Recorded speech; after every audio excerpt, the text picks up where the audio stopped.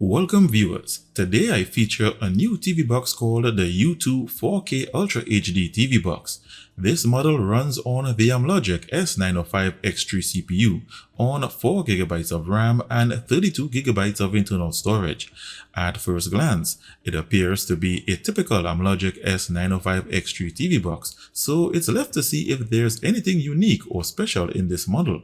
So up next, I'll put it to the test to see just what it can do. So stay tuned, a full review is up next.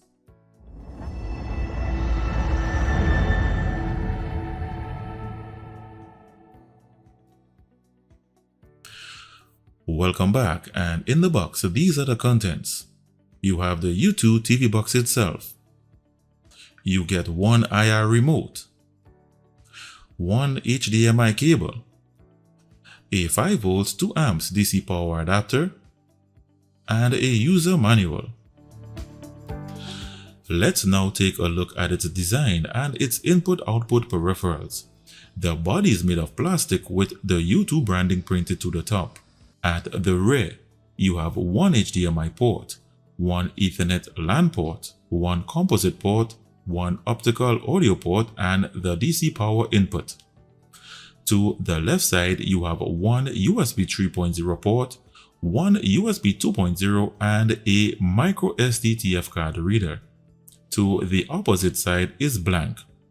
At the front and around the entire rim of the box, you have an LED power light.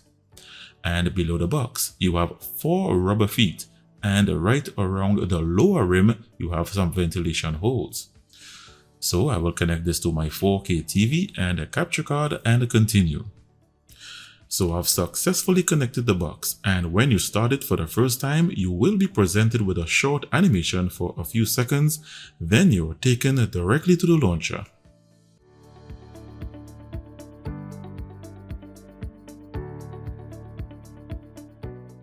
So this is its launcher, and it's a new one I haven't seen before.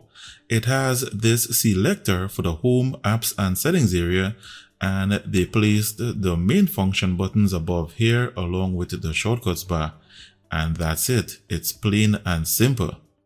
This launcher does not have a navigation bar or status bar, and I will attempt to install an alternative in a moment. This firmware contains the following features: 4K display up to 2160p at 60Hz, Dolby Vision display settings, HDR display settings, HDMI CEC options, audio output options. Under device preferences, you have your core system settings, and under sound settings, you have your Dolby Atmos and DTS audio options. This firmware does not have a root switch, hardware monitor settings, built-in screen rotation, or navigation and status bar settings. If I head over to the apps section, these are all the apps that come pre-installed. I see they have included an OTA updates feature.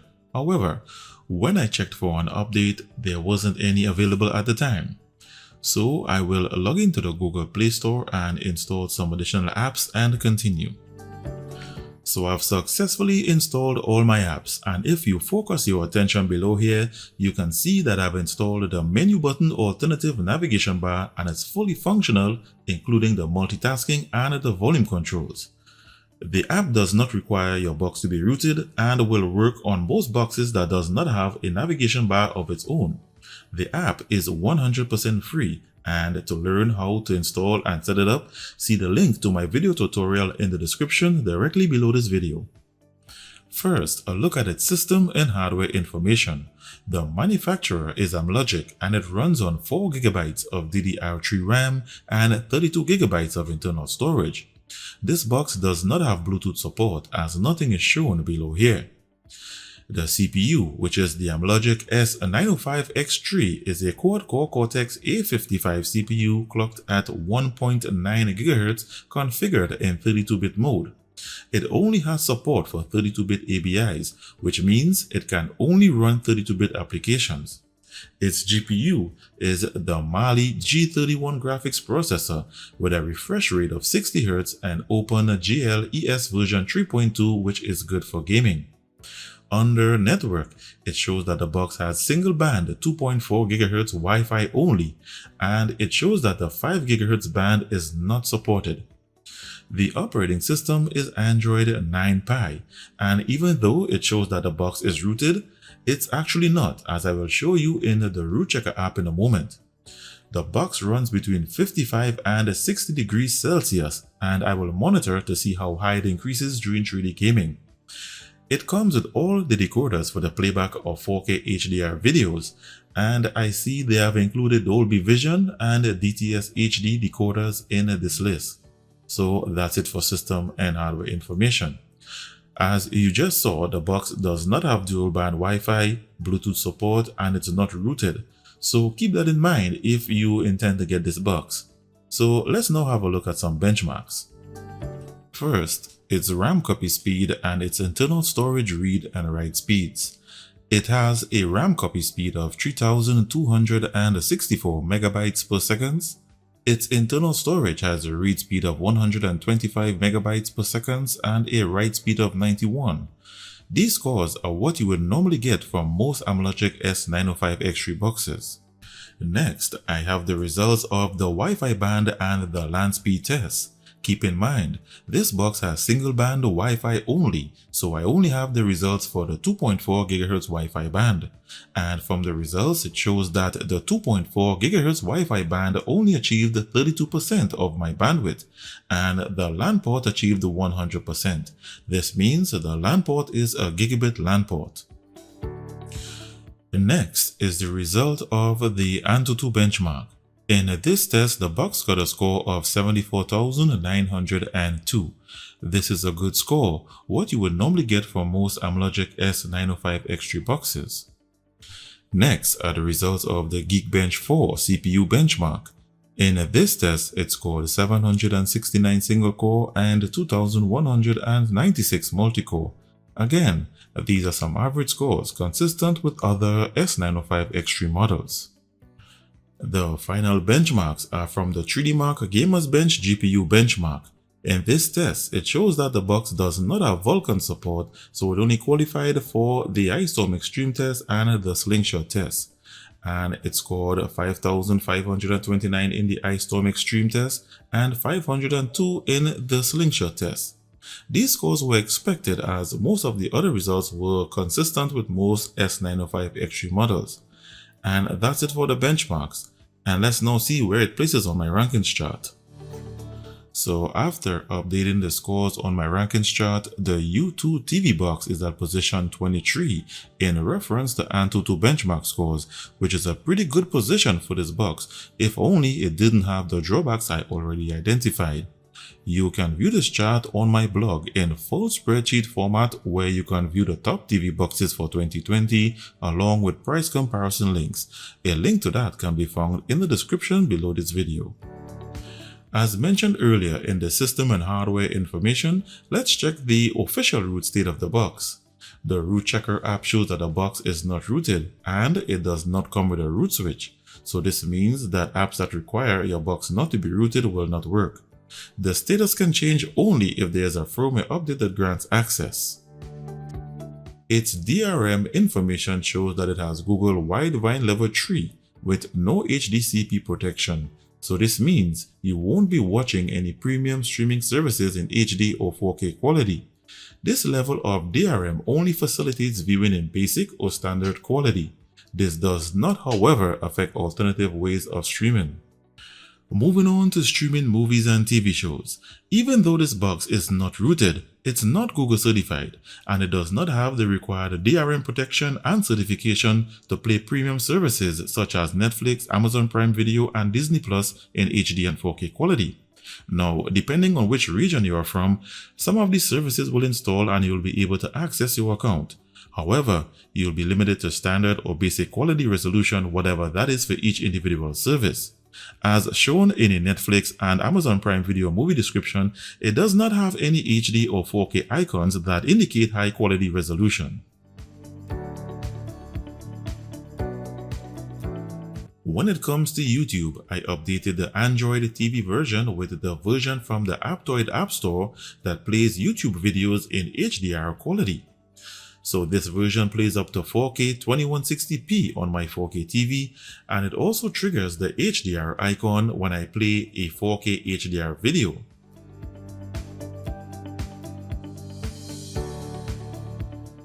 The U2 comes with the official version of Miracast. Here I'm casting my mobile phone using a Miracast app, and it works with very little latency.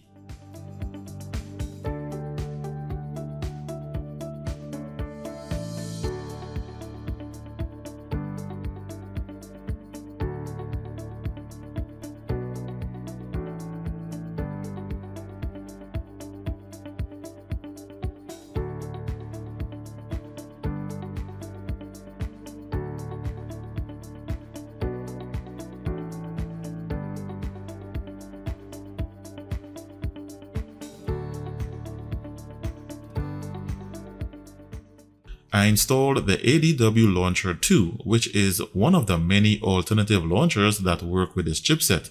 This is by far one of the more popular ones, and it works with features such as long-click menu pop-ups and drag and drop shortcuts. These launchers are the preferred choice for those that prefer to use controllers with mouse pointers. I also installed a custom live wallpaper. I also installed a screen rotation app, and it appears that the U2 does not support screen rotation. I will now test its ability to play 4K videos in HDR format.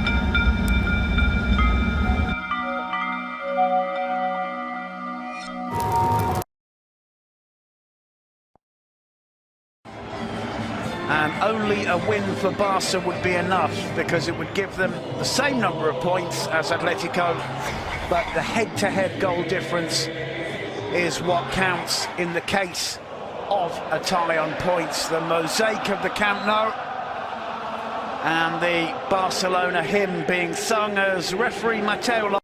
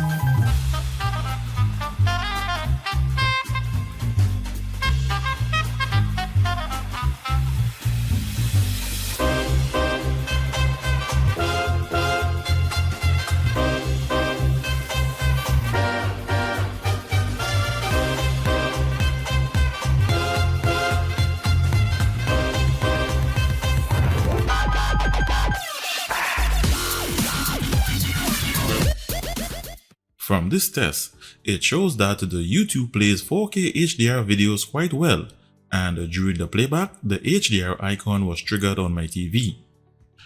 4K videos and surround sound audio go hand in hand, so to test its surround sound capabilities, here I have the box connected in HDMI pass-through configuration to my 7.1 audio receiver, and I will play a list of videos to test for Dolby Atmos, DTS-X, DTS HD Master Audio, Dolby Surround, THX, and Dolby True HD audio formats.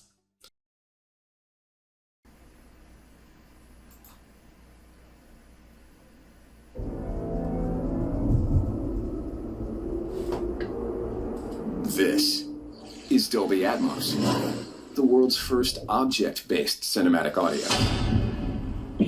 With powerful moving audio that transcends from channels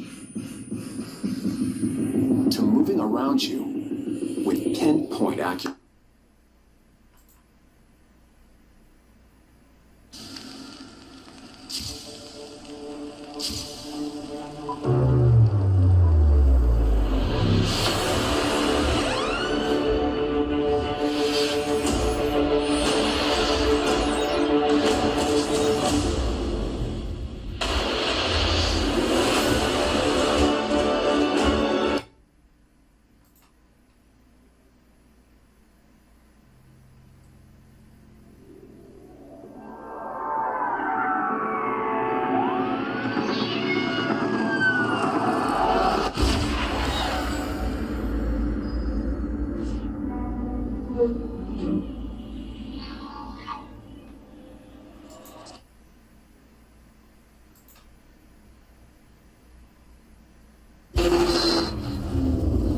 Juries, executioners, judges.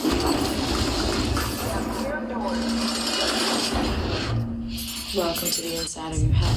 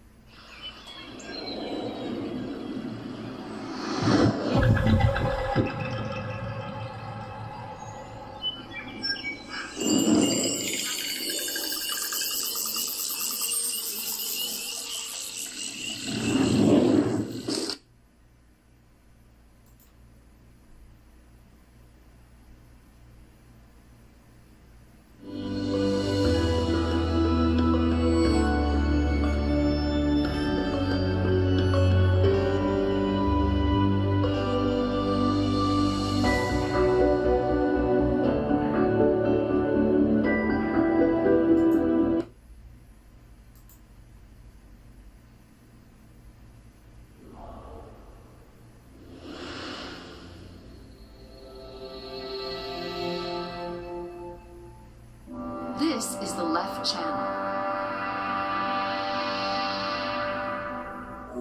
Next, we have the center channel.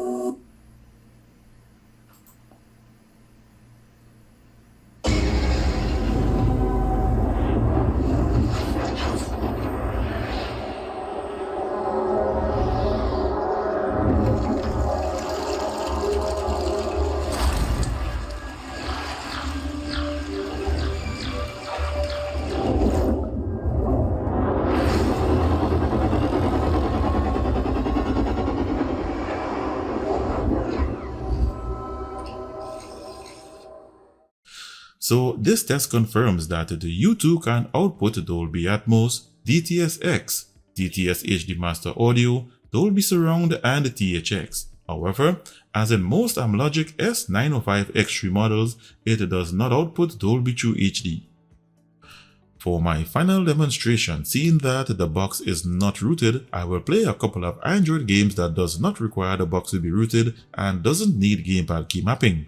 Also, this box does not have Bluetooth support, which means I have to connect my gamepad to the box via USB cable.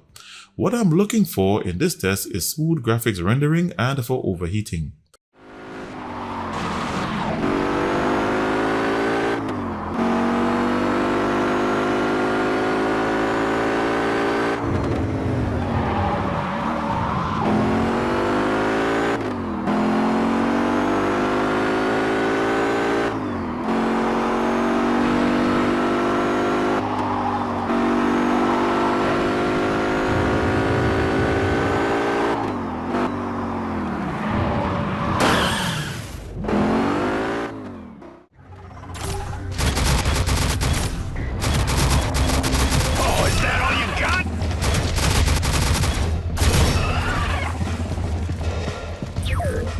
Hey, here comes the goodies.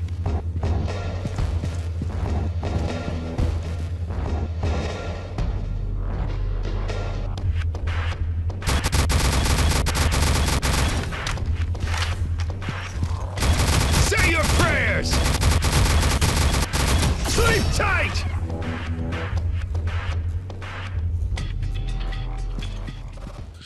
So the graphics rendering is really good, better than I expected. Also, the box does not overheat.